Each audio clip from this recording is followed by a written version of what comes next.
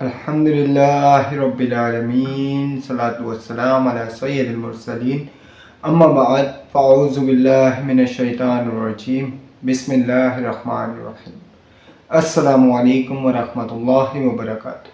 آج ہمارا بیان نجاست کے بارے میں ہوگا۔ نجاست کی کون کون سی قسمیں ہیں؟ نجاست کی دو قسمیں ہیں، نجاست حقیقیہ اور نجاست حکمیہ۔ نجاست حقیقیہ سے کیا مراد ہے؟ نجاست حقیقیہ سے مراد وہ ناپاک چیز جو کہ کپڑا یا بدن وغیرہ پر لگ جائے تو ظاہراً نظر آئے، جیسے کہ پیشاب پخانہ وغیرہ۔ اور نجاست حکمیہ سے کیا مراد ہے؟ نجاست حکمیہ سے وہ ناپاکی جو کہ ظاہراً نظر نہ آئے بلکہ شریعت اسے ناپاک قرار دے، جیسے بے وضو اور غسل واجب وغیرہ۔ نجاست حقیقیہ کی دو قسمیں ہیں، نجاست غلیظہ، نجاست خفیفہ۔ نجاست غلیظہ کسے کہتے ہیں؟ نجاست غلیظہ وہ ناپاکی جو کہ انسان کے بدن سے، جسم سے خارج ہو، جیسے کہ پخانہ، پیشاب، بہتا خون، پیپ، منہ بھر کے وغیرہ وغیرہ۔ نجاست غلیظہ کا کیا حکم ہے؟ نجاست غلیظہ کا حکم یہ ہے کہ بدن یا کپڑے وغیرہ پر ایک درہم سے زیادہ نجاست لگ گئی تو اس کا دھونا، اس کو پاک کرنا فرض ہے۔ اگر اسی حالت میں نماز پڑھ لی تو نماز نہ ہوئی، اور اگر جان بوجھ کر پڑھی تو سخت گناہ ہوگا۔ اگر دھرم کے برابر نجاست لگی ہے تو اس کا پاک کرنا، اس کو دھونا واجب ہے۔ اگر اسی حالت میں نماز پڑھ لی تو نماز مکروہ تحریمی ہوگی، اور اگر دھرم سے کم ہے تو اس کو پاک کرنا سنت ہے، اور اگر اسی حالت میں نماز پڑھ لی تو نماز ہو جائے گی مگر خلاف سنت ہوگی۔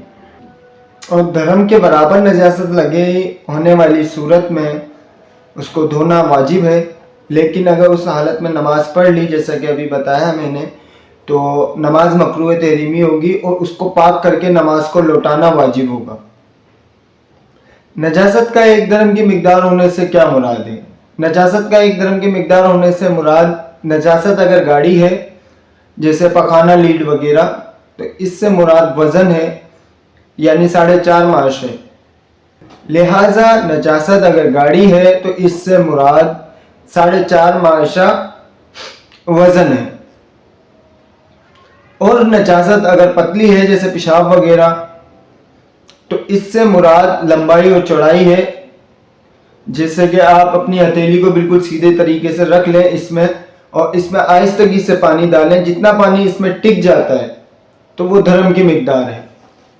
اب ہم بات کرتے ہیں کہ کپڑوں پہ 2-3 جگہوں پہ نجاست ہم لگ چکی ہے، اور ایک جگہ پہ نجاست لگی ہے لیکن وہ دھرم کی مقدار سے کم ہے، اور دوسری جگہ پہ لگی ہے وہ بھی کافی کم ہے، اور تیسری جگہ پہ لگی ہے وہ بھی کافی کم ہے، تو کیا حکم ہوگا؟ ان تینوں نجاستوں کو جمع کیا جائے گا اور دیکھا جائے گا کہ یہ دھرم کی مقدار سے زیادہ ہو رہی ہیں یا نہیں، اور پھر وہی حکم اس پہ لگے گا۔ ہم بات کرتے ہیں کہ کتے کے لعاب کا، اور کتا اگر جسم سے کپڑوں سے ٹچ ہو جائے تو اس کا کیا حکم ہے؟ کتا اگر کپڑوں پہ مس ہو جائے تو وہ ناپاک، کپڑے ناپاک نہیں ہوں گے، بشرط یہ کہ اس کے بظاہر کوئی نجاست نہ لگی ہو۔ ہاں، لیکن کتے کا لعاب ناپاک ہے، اگر وہ کپڑے وغیرہ میں لگ جاتا ہے تو وہ ناپاکی کا حکم لگے گا۔ کن پرندوں کی بیٹ پاک ہے؟ وہ حلال پرندے جو اونچا اڑتے ہیں جیسے کبوتر، مینا، چڑیا، مرغابی وغیرہ، ان کی بیٹ پاک ہے۔ کیا دودھ پیتے بچے کا پیشاب پاک ہوتا ہے؟ جی نہیں۔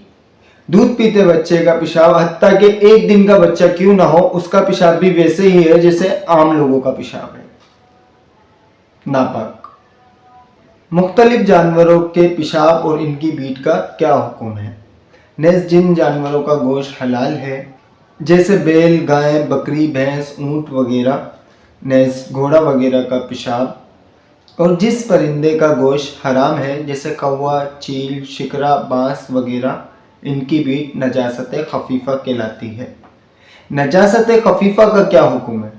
نجاست خفیفہ کا حکم یہ ہے کہ کپڑا یا جسم وغیرہ پہ لگی ہو تو اس کا چوتھائی دیکھا جائے گا۔ جس طریقے سے آستین پر بیٹ وغیرہ گر جاتی ہے تو آستین کا چوتھائی حصہ ہم نکالیں گے۔ اگر چوتھائی سے کم ہوگی تو اس صورت میں معاف ہے اور نماز پڑھنا جائز ہوگا، اور اگر پورا چوتھائی ہے یا اس سے زیادہ ہے تو اس کو پاک کرنا ہوگا کیونکہ نماز آپ کی نہ ہوگی۔ اللہ کریم سے دعا ہے کہ جو کچھ بھی سیکھا اس پر عمل کرنے کی توفیق عطا فرمائے، آمین۔ انشاءاللہ تعالی